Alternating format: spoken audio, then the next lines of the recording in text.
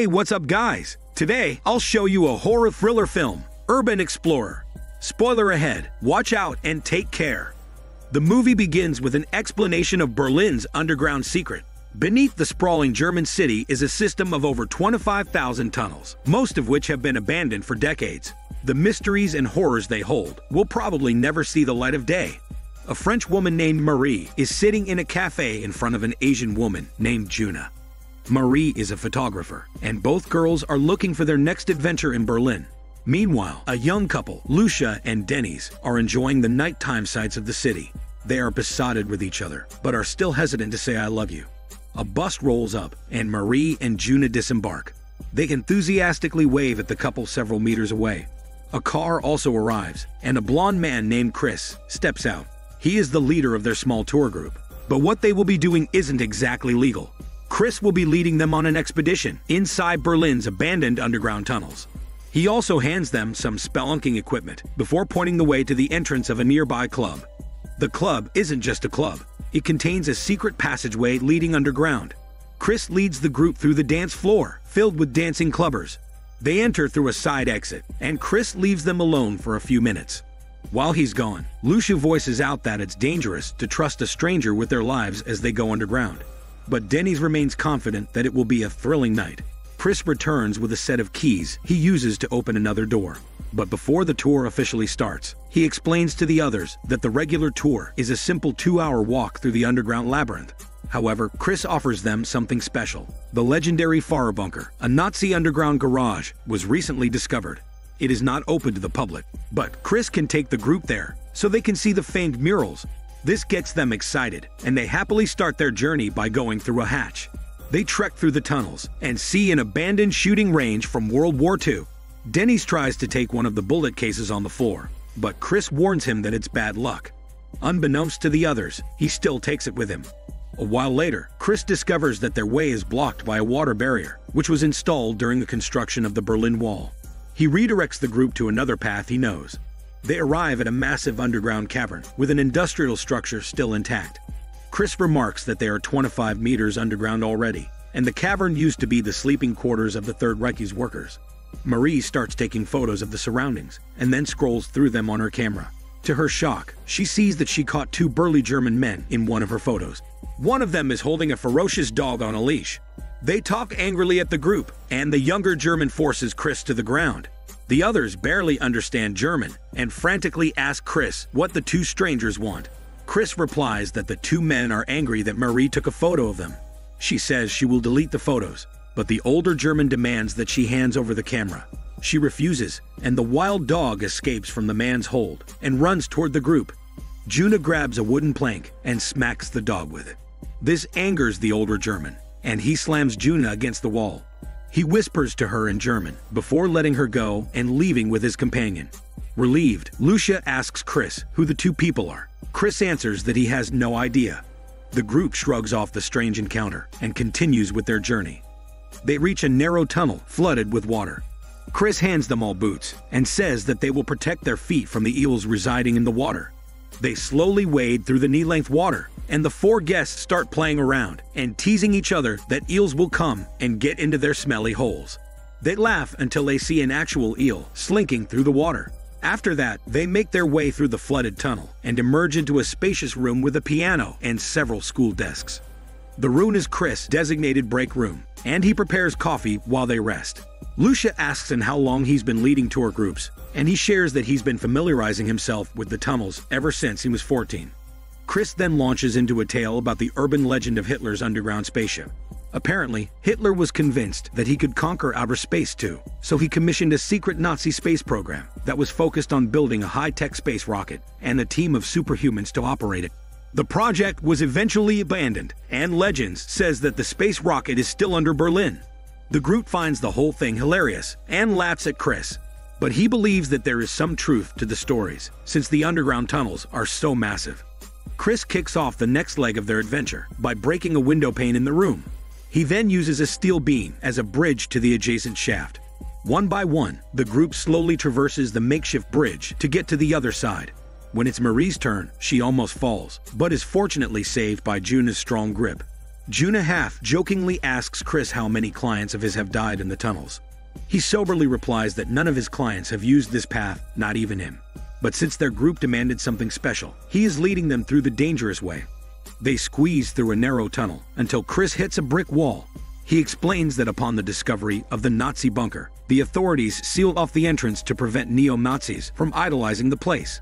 He then uses a hammer to break open the wall. They all enter through the opening, and Marie is the last to go in. She looks back, getting an eerie feeling. The first thing they see is Nazi propaganda imagery on the wall, promoting their ideology. Then the group comes across military equipment and some personal keepsakes left behind by soldiers. Later on, Marie snaps a photo of the 5 of them together with her camera. And with the thrill of what they've seen, the group start their return trek back to the club. When Chris is crossing the steel beam, Marie surprises him by taking a photo of him. The blinding flash catches him off guard, and he tumbles down the shaft. Chris wakes up in pain, and he can't move. Denny's uses the rope from Chris' backpack to rappel down. He inspects Chris and sees that he's broken his thigh bone too. Marie is ridden with guilt for having caused the tour guide's fall. Denny's rappels back up and makes a plan. Juna and Marie will go back to the club and call for help, while Lucia, who is a nurse, will rappel down and treat Chris' wounds as best she can. Denny's will stay with her and help. Lucia is rattled, but Denny's convinces her that she can do it. The couple rappels down, and Lucia tears strips of clothes to use as bindings for his wound. A quick look reveals that he is losing consciousness and bleeding internally, which means that they need to get him out of there quickly. Meanwhile, Marie and Juna race through the tunnels, but are confused as to which way they should go. Sometime later, they hear movement from above, and a hooded man rappels down. Lucia and Denny's hide in a nearby closet, but the hooded man opens it seconds later. He's an old German man who looks grimy. The problem, however, is that he doesn't speak English. Denny strings together the basic German phrases he knows to communicate with the hooded man and tell him about their situation. The hooded man offers to get Chris out of the shaft with his stretcher. He also tells the couple that they should go to his underground home because he has a telephone there they can use. Together, they strap Chris to the stretcher, then rappel upward again. Lucia leaves behind a paper for Marie and Juna saying that they got help. The 3 of them manage to carry the stretcher to the hooded man's lair, deep within the tunnels. He had repurposed an abandoned bunker to be his home, and there's a pot of stew bubbling on the stove. The hooded man goes to an old telephone and calls for help, while Lucia and Denny's eat the stew. He also takes some medicine from his cabinet and injects it into the still unconscious Chris. Lucia looks around the bunker suspiciously and comments how strange it is that the hooded man has a lot of medicines lying around. Denny's theorizes that the man may be a former East German guard. He asks him more about his history, and he shares that he was a member of the Border Patrol and was a soldier in the Middle East too. The hooded man gesticulates wildly and laughs while illustrating the violence he had partaken in. While the hooded man goes to the other room, Denny's approaches him to talk more. The hooded man suddenly whirls around and injects something into Denny's neck. He wakes up later, tied to a metal bed in a dark room. He breaks free by unscrewing the nail, holding together the metal bedpost he's tied to. Denny's then slowly steps out of the room, holding the metal post as a weapon. He enters a dirty hallway with flickering lights and reaches the telephone the hooded man used earlier. But when he presses the receiver into his ear, he discovers that the line was disconnected, and the hooded man has just pretended he was calling the authorities. Denny's hears Lucia's terrified screams coming from the other room. He creeps closer and sees through a grimy window that the hooded man is holding a knife blade to Lucia's throat while she's strapped to a chair. The hooded man later grabs a plastic bag and starts suffocating her with it. He removes the plastic bag, then puts it back again, prolonging the torture. Again, he removes the plastic bag. The next instrument of torture is a blowtorch he uses to singe her hair. Denny starts pushing several lockers to the ground to distract the hooded man. True enough, he exits the room and chases Denny's. Denny's hides behind a closet, and when the hooded man opens the door, he quickly shoves him in it and locks it with a fork. Denny's runs to Lucia. He sees that the hooded man has a stack of cell phones in one corner of women's clothing inside a locker, indicating that these were the belongings of his past victims. Obviously, the man has been driven mad by his history of violence and has been killing tourists and stragglers who wander into the tunnels throughout the years. The hooded man breaks free and bursts into the room where Lucia is. Denny's hides as the hooded man slices her face. He cannot take it and emerges out of his hiding place with a gun he found. He and the hooded man struggle, and Denny's manages to shoot him. Lucia begs him to kill the hooded man, but his gun has run out of bullets. So instead, Denny's pummels him with the metal post. The two lovers reunite, and Denny's frees Lucia. They leave the room, and Denny's asks her to stay behind, while he goes back and gets the hooded man's bunker keys from his belt. He approaches the hooded man's unconscious body and slowly grabs the keys. As Denny's is opening the door, the hooded man appears and starts shooting at them. They hurriedly exit, but Denny's falls down the stairs. The hooded man looks for them, but they're well hidden in the darkness. However, the floor beneath Lucia gives away, and Denny's grabs her before she slides down. The hooded man now knows where they are, and Denny's asks her to let go so she can hide downstairs. Lucia does as she's told and hides below, while Denny's avoids the hooded man on the floor above. Denny's returns to Lucia and tries to hoist her back up, but she is too far down. He makes a plan to go back to the hooded man's bunker and get rope. Lucia protests and begs him not to go, but it's the only way for them to get out. Before he leaves, Denny's finally tells her that he loves her. Denny slips back inside the bunker and finds a coil of rope among the paraphernalia the hooded man had collected from his victims. He hears a machine hissing to life nearby and follows the sound into a dark hallway. His foot steps on a distinct earring on the ground that was worn by Juna. When he looks up, he sees her decapitated head on the shelf. Hanging above him is Marie's naked corpse with a knife stuck on her chest. Denny's reels back and knocks a bucket full of chopped innards on the ground that eerily looks similar to the meat in the stew they ate. He comes to the horrifying realization that the hooded man had killed Marie and Juna while they were in the tunnels and then turned Juna's body parts into a meal. He vomits his stomach's contents, then returns to the other room. Denny's uses one of the cell phones in the hooded man's collection to call the German police, but drops the call due to the spotty network signal underground. The hooded man finds Denny's and knocks him on the head.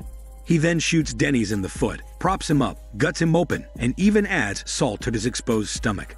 Meanwhile, Lucia finds a hole and crawls out into a subway tunnel. She runs down the tracks and climbs up the platform. Chris wakes up in a garbage chute with rats all over him. Lucia sees a thin old man walking toward her.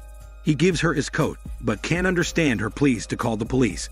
He leaves her behind sitting on a bench while he calls for help. The old man is about to press the emergency button, but the hooded man gets to him. Lucia sees the blood spatter and runs onto a train. As the train pulls away, she discovers that the hooded man is also seated inside. He pretends to be a ticket checker. Lucia screams and tells the passengers that the hooded man is trying to kill her. One of the passengers translates for her and tells her that the hooded man will arrest her for not having a ticket. The hooded man wrestles her out of the train. Lucia tries to run, but he catches up to her and snaps her neck, killing her. The hooded man hides the bodies of his victims and cleans up the bloody mess. Chris crawls out of the chute inside the lair and sees the dead body of Denny's. He sees a sewer grate and slowly slides down to it. He crawls into the water, hoping that he will find his way out. The movie ends with Chris dying and his corpse floating out of the sewer and into a riverbank, where he is discovered by kids. The hooded man continues his reign of terror, and the horrifying secrets of the Berlin underground remain untold. This is Daniel CC Movie Channel. Stay safe and enjoy your day.